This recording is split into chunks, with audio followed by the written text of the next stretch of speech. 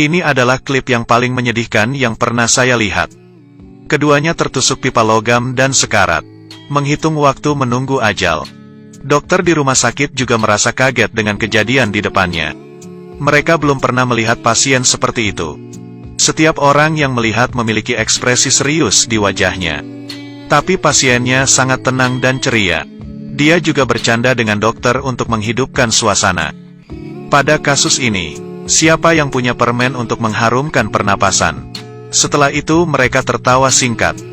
Dokter sekarang sedikit mengerti. Melihat pipa baja di depannya, mereka tidak bisa berbuat ceroboh. Untuk memahami kondisi kedua orang tersebut, mereka akan melakukan foto toraks. Kondisi pasien sangat baik ketika dalam perjalanan.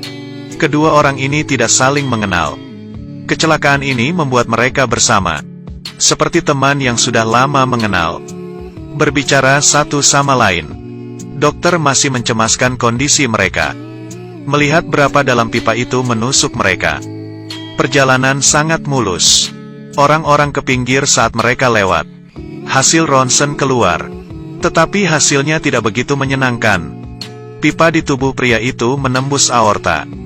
Jika dipaksakan keluar, maka luka yang tertutup pipa juga akan mengalami kerusakan.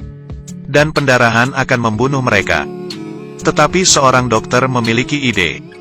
Jika kita tidak mengeluarkan pipa, tapi hanya mengeluarkan tubuh seseorang dari sisi lain. Memotong pipa dengan gergaji. Jadi kita bisa menyelamatkan yang lain. Dokter di sebelahnya dengan cepat merespons. Yang mana yang harus dikeluarkan? Karena kita hanya memiliki satu kesempatan. Dan yang lainnya akan meninggal. Memang itulah yang akan kita lakukan. Jika kita mengeluarkan wanita itu, maka sang pria akan selamat. Wanita itu tidak tahu apa yang akan terjadi. Dia masih berbicara dan tertawa pada saat pemeriksaan. Dia tidak tahu kondisi fisiknya. Dokter meminta mereka untuk menggerakkan kaki. Kaki pria itu bisa digerakkan, tapi sang wanita tidak bisa. Wanita itu bertanya, apakah kaki saya bergerak? Dokter melihat jari kakinya, dan tidak enak berkata yang sebenarnya.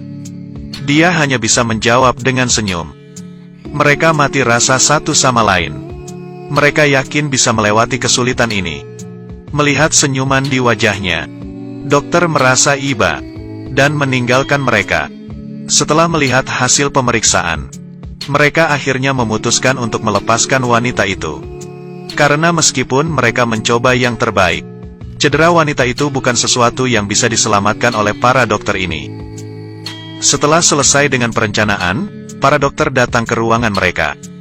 Karena mereka tidak bisa menunda waktu. Resiko infeksi semakin besar. Mereka harus segera membuat keputusan operasi tersebut. Setelah mendengarkan perkataan dokter, wanita itu sama sekali tidak marah. Seolah-olah ia menjadi tenang. Tetapi pria itu dengan suara keras berkata, ini tidak adil. Seperti ini sangat tidak adil. Kedua orang bersama-sama meninggal. Tom, kedua cara itu sama saja tidak adil. Melihat wajah dan senyuman wanita itu, apakah dia gugup? Semua itu adalah kebohongan. Tidak ada orang yang tidak takut mati.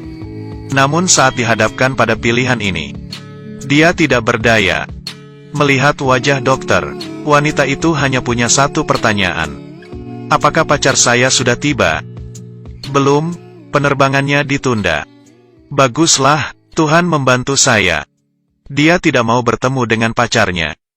Dia takut karena dia baru saja membuat keputusan untuk melepaskan hidupnya untuk orang lain. Wanita itu masuk ke ruang operasi dengan senyuman.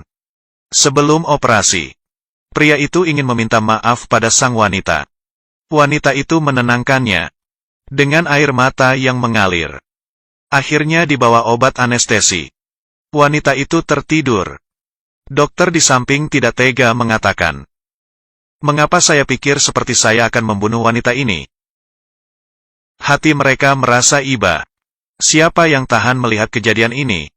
Saat pipa dikeluarkan, wanita itu juga ikut tertarik. Hidupnya perlahan menghilang. Setelah pemisahan itu, arteri wanita itu telah robek seluruhnya. Detak jantungnya perlahan datar. Wanita itu meninggal dengan kebaikannya. Kemudian dokter mengoperasi sang pria. Wanita itu juga ditinggalkan di ruang operasi besar. Pria itu selamat, dan wanita meninggal. Mungkin kita tidak dapat memprediksi apa yang akan terjadi besok. Tetapi satu-satunya yang bisa kita lakukan adalah dengan menghargai setiap waktu. Hal seperti ini akan dialami oleh setiap orang.